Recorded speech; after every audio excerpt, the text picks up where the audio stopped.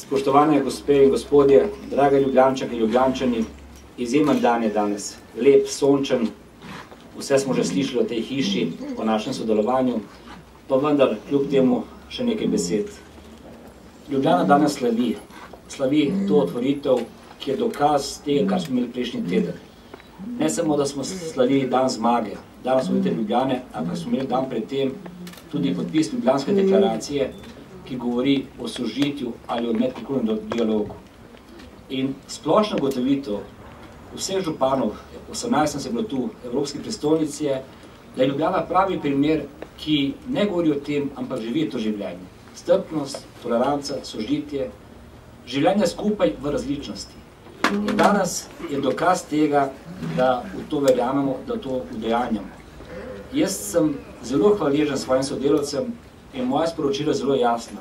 Lepo in lahko je biti župan glavnega mesta Slovenije, Ljubljane, ko imaš tako dobre strokovne sodelavce. In predvsem njim čestitka za vse, kar so naredili.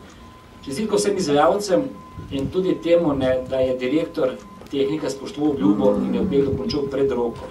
Hvala projektantu za te lepe barve in ne bo vzdušje v tej hiši enako od te barve od zunaj. Vam, dragi Ljubljančanke in Ljubljančani, pa hvala, ker ste prišli danes. Hvala, ker nam to omogočate in samo skupaj delovanju z roko v roki bomo dosegli vsaj še 2 cilja, ki nas čakajo v tem in drugem letu. Dodatnih 600 postelj za starejše in pa vsaj 1500 stanovanj za podelitev neprofitnih stanovanj. In mislim, da bomo tudi to dosegli, ne ve, kaj se dogaja v odnosu med mano in predsednikom vlade Janezom Janšo. Želim vam lep sončen dan, živa srečna Ljubljana.